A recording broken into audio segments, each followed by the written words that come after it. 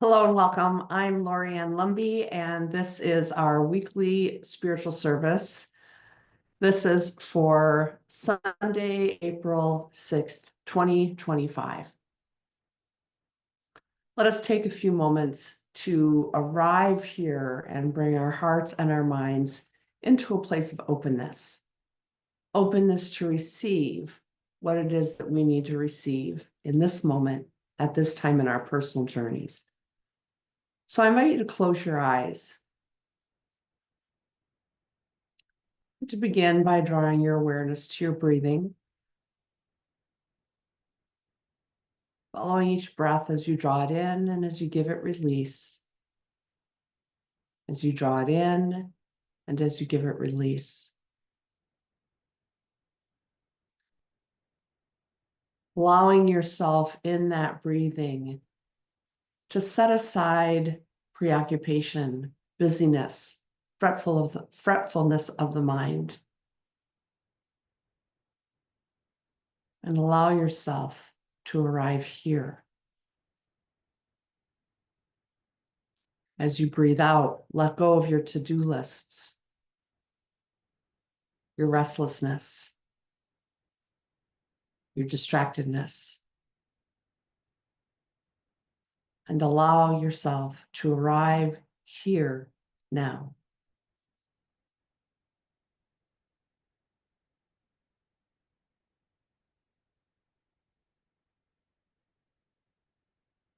And together we will listen to these words from the prophet Isaiah. Thus says the Lord, who opens a way in the sea and a path in the mighty waters, who leads out chariots and horsemen, a powerful army, until they lie prostrate together, never to rise, snuffed out and quenched like a wick. Remember not the events of the past, the things of long ago consider not. See, I am doing something new. Now it springs forth. Do you not perceive it?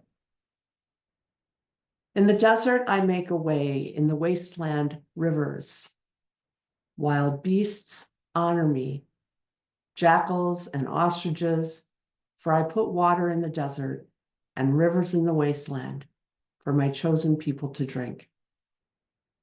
The people whom I formed for myself, that they might announce my praise. Isaiah chapter 43, verses 16 to 21.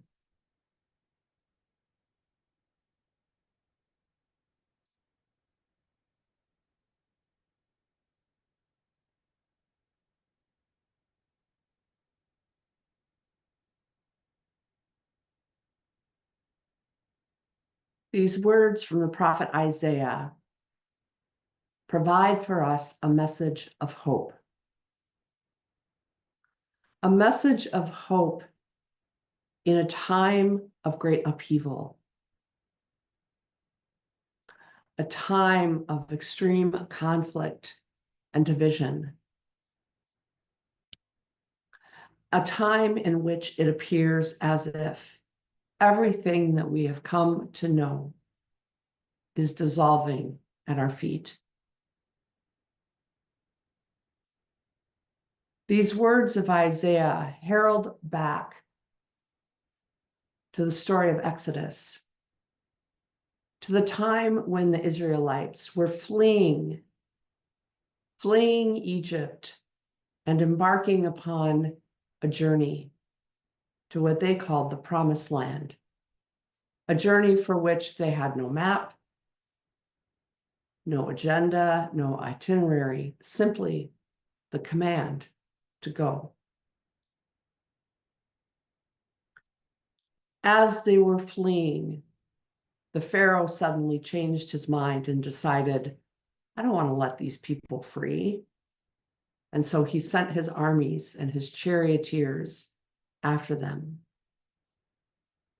seeking to either bring them back or destroy them in the process.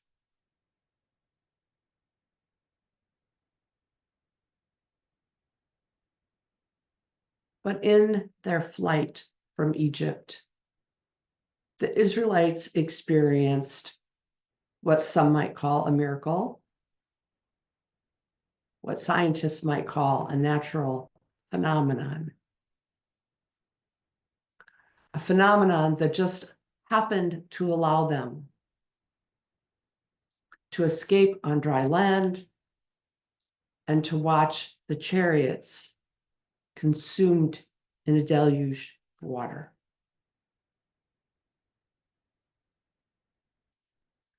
We don't know exactly what happened or how it happened, or even if this story is true.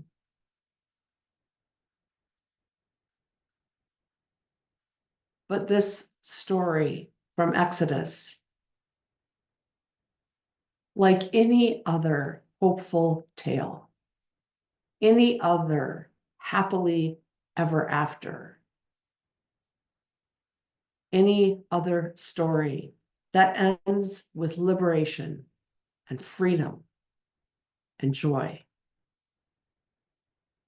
This story provides us with that touchstone.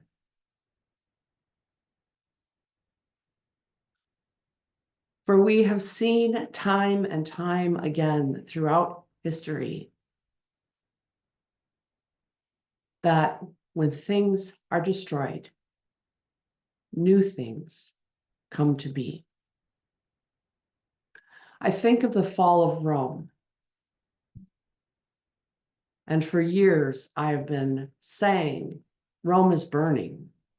The empires that have been built on fear, power, and control, the empires of greed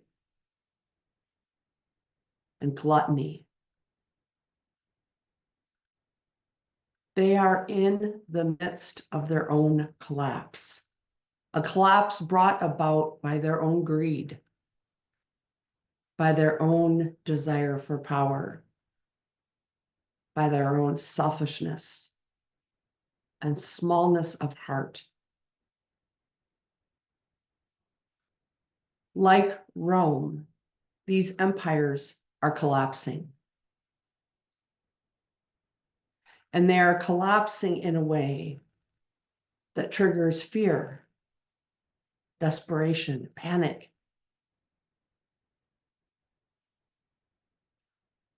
Much in the same way that I'm sure the Romans felt as their empire was collapsing,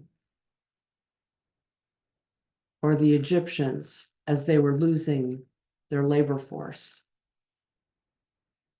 or Israel when they were conquered by Babylon, or Palestine and Gaza as they are being conquered today. Collapse seems to be an almost universal experience. And we are here to be witness to that collapse, while also being a herald of hope, a midwife to the new. Like Isaiah in his time when his people were desperate and scared and were living as prisoners in Babylon, Isaiah was delivering a message of hope. He was saying, remember when all seemed lost and we found another way.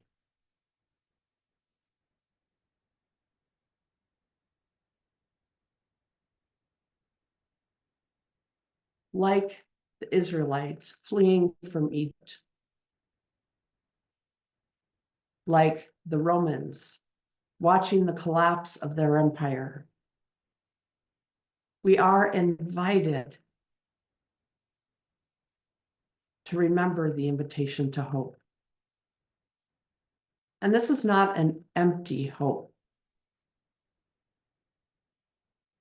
This is a hope based on one, historical knowledge, seeing what has happened in the past.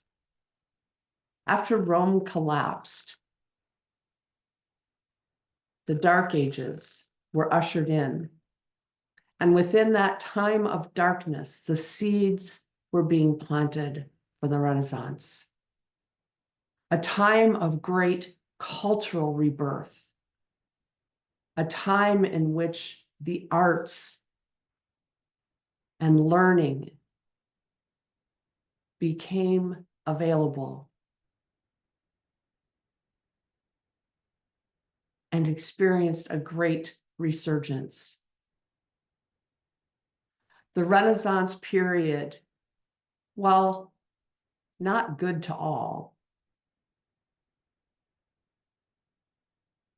provided us with so much beauty and so many gifts of learning, science, scientific discoveries, the open dialogue of philosophy, the arts, music. All of these came forth on the heels of the collapse of the Roman Empire. What we have that they didn't have is foreknowledge. We know where this is going. We are in the collapse. And in the heart of that collapse is a people aching to be free. A people chomping at the bit to bring forth their gifts. A people anxious to build a new world. A people called not to be hate and division and conflict, but to be love. This is what we are invited to hold up as our vision as we move through this time of dramatic transformation.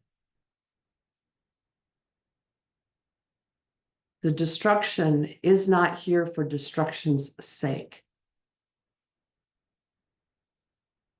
Evil and corruption will not be the victor. Because I firmly believe that there are more people who want peace, more people who seek love, more people that want to reach across the perceived divide to understand, to connect, to build community, to seek collaboration. Collaboration so that the new world is not based in fear, but is instead built on love and the acknowledgement that we are stronger for our diversity